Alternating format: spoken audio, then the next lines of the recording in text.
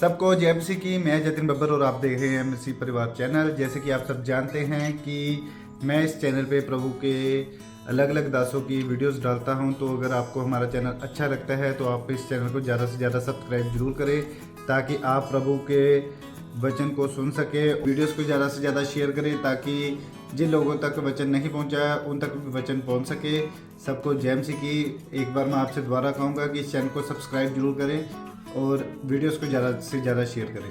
जय मसीह की। पवित्र आत्मा अपने लोगों को प्यार करता है, लेकिन बहुत सारे लोग हो सकता है कहता है कि चाहते हो कि आज परमेश्वर मेरे जीवन में काम करो। मैं एक स्टोरी बता रहा हूं कि एक पति पत्नी आपस में लड़ रहे थे। देखो स्क्रीन पर आपस में खूब लड़ रहे हैं। यह हमारा कालू है जो मतलब लाइव चलाता है, और ये अपनी पत्नी के साथ लड़ रहा है और उसकी पत्नी इसके साथ लड़ रही है। दोनों में झगड़ा है काफी, लेकिन ये एक दिन गुस्से में आ गए और उसी समय जब दोनों को घर एक चेंज करना पड़ा, और घर चेंज करते वक्त वहां पर एक जगह पर उसी समय के कुछ प्रॉब्लम हुई, घर चेंज करना पड़ा। तो उसी समय ना पत्नी के साथ है ना पति के साथ है, बस अपना अपना सामान उठाकर और फेंकी जा रहे हैं।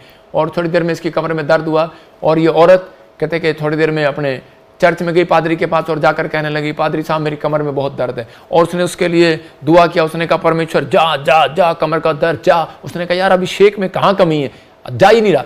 और उसने परमेश्वर से पूछा, उसने कहा परमेश्वर क्या चक्कर है, ये बहन बहुत अच्छी है लेकिन इसका कमर का दर्द क्यों नहीं जा रहा। और इसी समय परमेश्वर ने उसको बताया, कहता इसने अपने पति को आज भी माफ नहीं किया। और उसने कहा अपने पति को माफ कर दे, और वो बोलती कहती ना, कहती पति को माफ नहीं करूंगी। कहती उसी की वजह से तो हुआ। उसने कहा कैसे हुआ। कहती मैंने उसको कहा जब मकान खाली कर रहे थे तो इसी समय संदूक में मेरी मदद कर दे। उसने कहा चल अपने आप कर ले। तो कहते मैंने खींचा और मेरी कमर में दर्द हो गया। तो आज हो सकता है कोई छोटी छोटी बात के कारण आज आपके अंदर नफरत का बीज हो, आज आपके अंदर कैसा भी बीज हो, कुछ भी भरा हो, भाई बहन में, रिश्तेदार में, परिवार में, पड़ोसियों में, रिश्तेदारों में। लेकिन परमेश्वर का आत्मा कह रहा है कि क्षमादान महादान है, याद रखना। कहता आप माफ कर दो। मैं कह रहा हूं कि बीमारियां खत्म, अकाल खत्म, कर्जे खत्म, और खत्म, फिनिश। यार क्या जा रहा माफ करने में। देखो मैं यहां बैठकर अशोक को सिखाता हूं, कई बार ये गुस्से में आ जाता है, मैं कहता माफ कर दे दूर से, तो हम माफ कर देते हैं। अभी देखो छत्तीसगढ़ में हमारे खिलाफ बोल रहा था, मैंने कहा जा भाई माफ कर दे, तुझे क्या हो गया। वो कह रहा है हार गया विजेंद्र सिंह, हम जीत गए। मेरे उसने ये नहीं कहा, उसने कहा क्रिश्चियन लोग हार गए और हम जीत गए। तो मैं एक वीडियो दिखाना चाहता हूं। भाई साहब विजेंद्र सिंह ना कभी हारा और ना कभी किसी को जीतने दिया। पहली गेंद पे छक्का मारता हूं, वो देखो, दिखाओ जरा, दिखा इनको, ये देखो गेंद आ रही है और ये आगे बढ़ के मारा छक्का।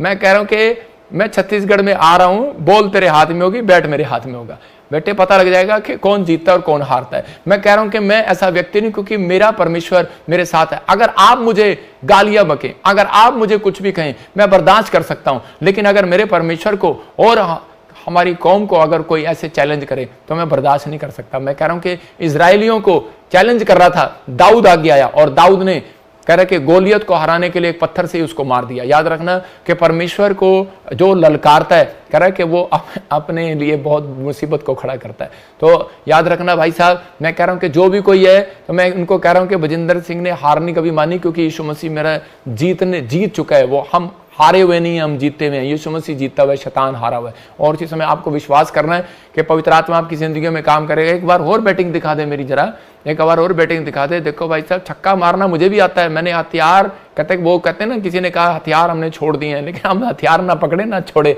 लेकिन मैं कह रहा हूं कि हमने बैट और बॉल हमने भी चलाना सीखा है, कि छक्का मारना हमें भी आता है भाई साहब। वो देखो कहा जा रही है गेंद। तो याद रखो कि ये सब कुछ टाइम पलटने में देर नहीं लगता, परमेश्वर जानता है। लेकिन हम माफ करने वाले व्यक्ति, हम परमेश्वर के वचन के अनुसार चलते हैं। हम माफ करते हैं व्यक्ति को, बस कर हम माफ करते हैं व्यक्ति को, हमने माफ कर दिया। पवित्र आत्मा चाहता है, लेकिन याद रखना कि माफ करने वाला व्यक्ति जीतता है। और देख लेना छत्तीसगढ़ में मैं भी जीत कराऊंगा यीशु के नाम में। तो परमेश्वर का आत्मा काम करेगा आपकी लाइफ में, आप कहीं पर भी हो। मैं कह रहा हूं कि हमारा युद्ध जो है, कह रहा है किसी मांस और लहू से नहीं है, किसी इंसान से नहीं है, किसी जात से नहीं है, किसी धर्म से नहीं है। हमारा युद्ध जो है वो शैतानी ताकतों से है, जो कह रहा है कि संसार में कह रहा लोगों को पाप में डालती हैं, जो संसार में लोगों के साथ लड़ाई झगड़ा कराती हैं, जो संसार में कहता लोगों को एक दूसरे का बैरी बना देती हैं। हमारा भी भाई है तू जो हमारे साथ जो झगड़ रहा है। लेकिन परमेश्वर का आत्मा कहता है कि जो पास्टरों को पीट दिया, पास्टरों के साथ वो कर दिया, लेकिन परमेश्वर का आत्मा किसी न किसी व्यक्ति को इस्तेमाल करता है। कोई दाऊद आपके लिए जरूर खड़ा होगा। तो परमेश्वर आपके लिए लिए कह रहा कि इस्तेमाल करेगा। कह रहा कि आज आपको कह रहा इन चीजों का याद रखना कि हमें कहता कि हम माफ कर देते हैं कि ताकि क्योंकि हम जानते हैं कि हमारा पलटा परमेश्वर लेता है, कोई इंसान नहीं।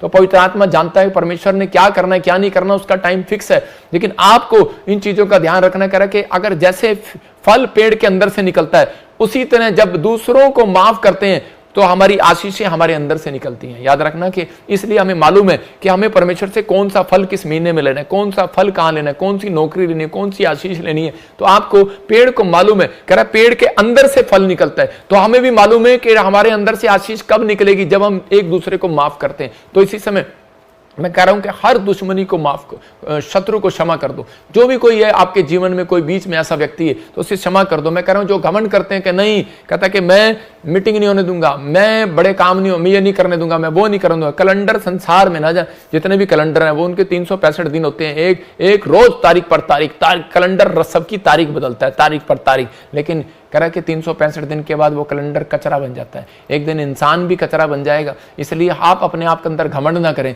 कि आप कौन है, परमेश्वर से बड़े नहीं है। परमेश्वर चाहता है, कहता है कि आप लोग कहता है कि एक दूसरे को कहता है कि आगे बढ़ाना सीखें, एक दूसरे की मदद करना सीखें। परमेश्वर आपके जीवन में चमत्कार तब करेगा, कह रहा है कि जब आप दूसरों को क्षमा करते हैं। अपराधियों को कहता है कि अगर आपके अपराध क्षमा होंगे तो आप भी दूसरों के अपराध क्षमा करें, और आप कहें कि परमेश्वर के सच में पवित्र आत्मा जी हम तो आज से तेरे वचनों के अनुसार चलेंगे, तेरी महिमा करेंगे। परमेश्वर आज रात आपके लिए कुछ करना चाहता है। मैं फिर बता रहा हूं क्योंकि गलातियों 5:17 में लिखा, कह रहा है जो तुम करना चाहते हो वो ना कर सको, और जो तुम बनना चाहते हो वो ना बन सको। इसलिए कह रहा है कि शैतान आत्मा, और देखो लिखा कह रहा है क्योंकि शरीर आत्मा के विरोध में और आत्मा शरीर के विरोध में लड़ाई करता है। मैं कह रहा हूं लालसा करता है, ये एक दूसरे के विरोधी हैं, ये एक दूसरे के विरोधी हैं। बार बार कह रहा हूं इसलिए कि जो तुम करना चाहते हो ना करने पाओ, जो तुम करना चाहते हो ना करने पाओ। इसका मतलब ये वचन से कह रहा है कि आपको परमेश्वर का आत्मा बता रहा है, कहता है बहुत सारे लोग इंजीनियर बनना चाहते हैं, डॉक्टर बनना चाहते हैं, बहुत सारे लोग पास्टर बनना चाहते हैं, प्रॉफिट बनना चाहते हैं, लेकिन एक थोड़ी सी नफरत आपको वहां नहीं जाने देती। गांगुली सिर्फ एक गुस्से के कारण उसने पूरी वर्ल्ड कप का टीम का मेंबर बनना, कप कैप्टन बनना छोड़ दिया, गुस्से में बैट छोड़कर चला गया। मैं क्या कर रहा हूं, उसने छोड़ दिया। हो सकता है बड़े बड़े लोग जो हैं कहते हैं कि आज राजनेता छोड़ के चले गए, जा मैंने ये तेरी पार्टी छोड़ दी। मैं कह रहा हूं कि हो सकता है वो बड़ा पद पर जाने वाला हो। गुस्से में कई लोग बैंक मैनेजर की नौकरी छोड़ दिया। मेरा डैडी खुद एक गवर्नमेंट जॉब की नौकरी छोड़कर आ गया था अपने टाइम में। मैं कह रहा हूं कि आज कहता है कि हो सकता है, कहता है कि आपके अंदर भी ऐसी कोई बात भरी हो, लेकिन ये एक शैतान की ओर से है। कहता है क्योंकि आपके शरीर कहता है और आत्मा कहता है एक दूसरे के विरोधी हैं, और ये शरीर कहता है कि मुझे सोना है, और लेकिन आत्मा कहती है कि मुझे प्रार्थना करना है। इसलिए कहता है कि उसी समय वो आप जानती है कि अगर आपकी आत्मा तैयार होगी किसी बात के लिए तो आप जीत जाएंगे।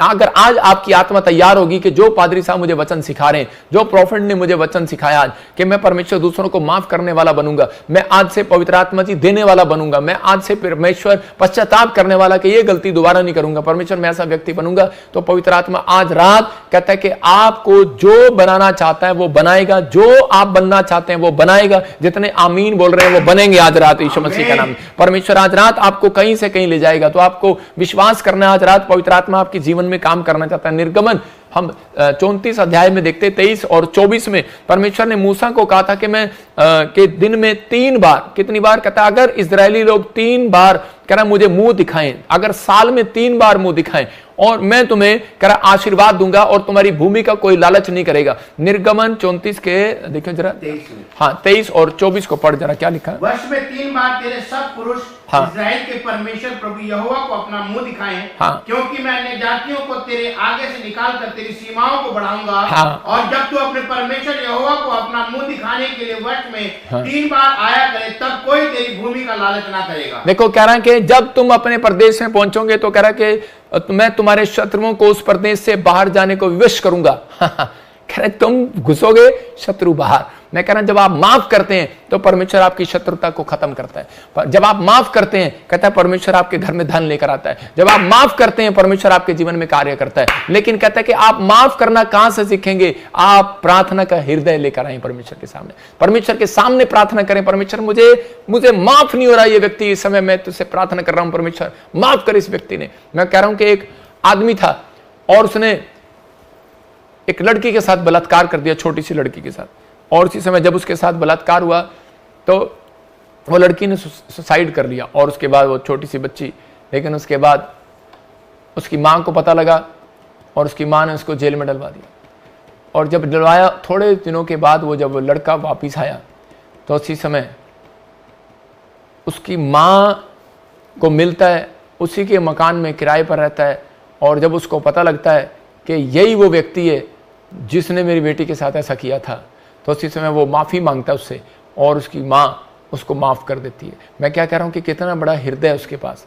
परमेश्वर ने उस औरत को ब्लेस किया और एक दिन उसको दर्शन दिया और उसको कहा कि मैं तुझे आशीष दूंगा। और वो व्यक्ति बहुत सारी सेवा करने लगा, परमेश्वर की जीवन, परमेश्वर उसको आशीष देने लगा। मैं कह रहा हूं कि आप माफ करने के बाद किसी पापी व्यक्ति को, किसी गुंडे व्यक्ति को, किसी भी ऐसे व्यक्ति को जो जिंदगी में कहता कामयाब नहीं हो रहा, मैं कह रहा हूं कि किसी भी व्यक्ति को आप जीत सकते हैं। याद रखना, मैं कह रहा हूं माफ होता नहीं है लेकिन प्रार्थना करनी पड़ती है। मैं कह रहा हूं ऐसे आज आप अपने हाथों को उठाओ, अगर आप चाहते हो कि कुछ बनना चाहते हो, लिखा कि जो कुछ बनना चाहते हो तो परमेश्वर कहता है कि मैं तुम्हें बनाऊंगा, लेकिन कहता है कि तुम्हारा शरीर, तुम्हारी आत्मा एक दूसरे की विरोधी है। कह रहा है कि जो तुम करना चाहते हो वो ना कर सको, इसलिए कहता है कि आपकी लाइफ में गुस्सा लेकर आता है कि आप बाइबल ना पढ़ सके, आपकी लाइफ में ऐसी नाराजगी लेकर आता है कि आप दूसरों को माफ ना करें और परमेश्वर आपकी आशीषों को रोक दे। आपका घर, आपकी गवर्नमेंट जॉब, आपने फॉर्म भरे, आपको आशीष ना मिले, इसलिए उसको माफ करना है। आज मैं कह रहा हूं 100% में से 90% लोगों को सिर्फ ये पता है कि बस ले हैंड कराओ और उपाय आ गया। मैं कह रहा हूं मैं प्रार्थना कर दूंगा आपके लिए उपाय आएगा। आप 50 दिन के लिए ठीक हो सकते हैं, आप 1 साल के लिए, 2 साल के लिए आपका घर अच्छा चल सकता है, लेकिन फिर प्रॉब्लम आ सकती है। मैं कह रहा हूं कि आप प्रार्थना कराएंगे, लेकिन आप किसी और से भी प्रार्थना कराएंगे, इधर उधर भटकेंगे, जाएंगे, लेकिन आज का वचन आपके लिए, मन लगाओगे कल्याण हो जाएगा, भरोसा रखोगे तो कहता है कि तुम धन्य हो जाओगे। तो परमेश्वर का आत्मा आपसे यही सिखा रहा है कि आज आप, अगर आपने जो पढ़ा और सुना और सीखा, तो आज अपने हाथों को उठाकर परमेश्वर को बताओ कि पवित्र आत्मा जी, मेरी समझ में आ गया आज कि परमेश्वर के मैं आज क्षमा क्यों करूं, क्योंकि परमेश्वर क्षमा के बाद आपके लिए बड़े बड़े रास्ते खोलता है यीशु मसीह के नाम में। क्योंकि शैतान चाहता है कि मैं इनको क्षमा ना करने दूं और मैं इनके कामों को रोक सकूं, क्योंकि शैतान को ऑर्डर नहीं है कि वो आपके फार्म को रोक ले, आपके बाहर जाने को रोक ले, आप आशीषित लोग हैं, आप ब्लेस्ड लोग हैं, आपके बच्चे को रोक ले, आपके घर में बच्चा आने से रोक ले। परमेश्वर आपको ब्लेस्ड कर चुका है, आप ब्लेस्ड लोग हैं, आप आशीषित लोग हैं। लेकिन जब आप क्षमा दान करते हैं तो आपको इन चीजों का ध्यान रखना है, देने वाला बनना है, किसी का हक नहीं मारना। परमेश्वर का आत्मा कहता है कि आपको पश्चाताप करना है और बाइबल का अध्ययन करना है। जब आप करते हैं तो परमेश्वर कहता है कि 3 बार, कहता कितनी बार? 3 बार। कह रहा जब आप मुंह दिखाएंगे। एक आदमी आया मेरे पास और कहने लगा कि प्रॉफिट जी, हमें 3 बार ही क्यों आप बार बार बोलते हैं कि 3 बार दान दोगे? अभी पास्टर शोगी बोल रहे थे कि लगातार 3 बार जो बीज बोएगा उसके काम खुलेंगे। तो एक व्यक्ति मेरे से पूछ रहा था, मैंने कहा 3 बार, क्योंकि परमेश्वर ने कहा, कह रहा कि जो 3 बार प्रार्थना करेगा, सुन रहे हो, कहता 3 बार मुझे मुंह दिखाएगा, 3 बार साल में आएगा, कहता है परमेश्वर उसकी जिंदगी में काम करेगा, कहता है उसके कोई भी उसकी भूमि का लालच नहीं करेगा। कहां से उठा रहा है बाइबल? और इसी समय लिखा, कोई भी तेरी भूमि का लालच नहीं करेगा। इसका मतलब कोई तेरी हड्डियों का लालच नहीं करेगा, कोई तेरी नसों का, मांसपेशियों का, तेरी पत्नी, तेरे बच्चों का, कोई भी शैतान लालच नहीं करेगा तेरी गाड़ियों का। हो सकता है आपका नुकसान हो रहा हो सकता है आप गाड़ी लेकर निकलते हो, हर नवी गाड़ी नुकसान हो जाता है, कोई एक्सीडेंट हो जाता है, कोई प्रॉब्लम आ जाती है, कोई कर्जा हो जाता है, कोई भी बार बार आप गवर्नमेंट जॉब में जा रहे हैं लेकिन आप फिर वहां से फ्लॉप होकर आ रहे हैं, फॉर्म भरते हैं, फ्लॉप हो जाते हैं, विदेश जाते हैं, वीजा नहीं मिलता, पीआर नहीं मिलती, पैसा खराब कर आ गए हैं बच्चे। हो सकता है आप आईएएस बनना चाहते हैं, डॉक्टर बनना चाहते हैं, इंजीनियर बनना चाहते हैं, लेकिन कोई कामयाबी आपके हाथ में नहीं लग रही है। लेकिन आज रात परमेश्वर का आत्मा आपको कामयाबी का साइन बता रहा है कि आपको, कहता 3 बार, कहता दिन में 3 टाइम प्रार्थना करने का अपना मन बना लो। परमेश्वर का आत्मा कह रहा, कहता है कि आज के बाद, कहता है कि तुम सफल हो जाओगे यीशु मसीह के नाम में, तुम्हारी गवाही, कहता है कि मुंह दिखाई दूंगा। याद रखना, दुल्हन जो होती है, जब दुल्हन नबी आती है तो उसी समय दुल्हन को मुंह दिखाई दी जाती है, उसको 100 रुपए मिलते हैं, 200 मिलते हैं, 500 मिलते हैं मुंह दिखाने के, जो नवी दुल्हन आती है। याद रखना कि जो व्यक्ति आज फैसला ले रहा है कि मैं पश्चाताप करूंगा, मैं कह रहा हूं कि मैं 3 बार प्रार्थना करूंगा, परमेश्वर को मुंह दिखाऊंगा प्रार्थना में। परमेश्वर का आत्मा कहता है कि जब आप भेंट के साथ, जब आप बीज के साथ, जब आप प्रार्थना के साथ परमेश्वर के पास जाते हैं तो उसी समय परमेश्वर आपको मुंह दिखाई देगा। याद रखना, मैं कह रहा हूं परमेश्वर भी मुंह दिखाई देता है, एक बड़ी टेस्टमनी देगा आपको, बड़ी टेस्टमनी के साथ आओगे यीशु मसीह के नाम में। आप गवर्नमेंट जॉब के साथ आओगे, बड़ी गवाहियों के साथ आओगे, बड़ी ब्लेसिंग के साथ आओगे। बस आज आपको फैसला लेना है। अपने हाथों को उठाऊं कि परमेश्वर कि मैं आज से पवित्र आत्मा जी 3 बार मुंह दिखाने आऊंगा दिन में तुझे, और इसी समय वो चक्कर मेरा खत्म कर दे मेरे पिता। कोई भी कोर्ट कचहरी का चक्कर खत्म हो जाए, कोई भी बीमारियों का चक्कर है, बार बार डॉक्टरों पे जाने का चक्कर है, इनका खत्म हो जाए परमेश्वर। आज कोई भी इस समय पवित्र आत्मा नुकसान हो रहा है, बार बार पीढ़ियों से कोई बीमारी इनको छू रही है, इसी समय जय यीशु मसीह का नाम है वो चक्कर खत्म हो जाए यीशु मसीह का नाम है। फैसला लेना कि आज पवित्र आत्मा के सच में परमेश्वर मैं देना सीखूंगा, मैं अपना समय तुझे दूंगा, मैं परमेश्वर अपने जीवन में कमाई जो करूंगा प्रभु उसका 10वां हिस्सा तुझे दूंगा।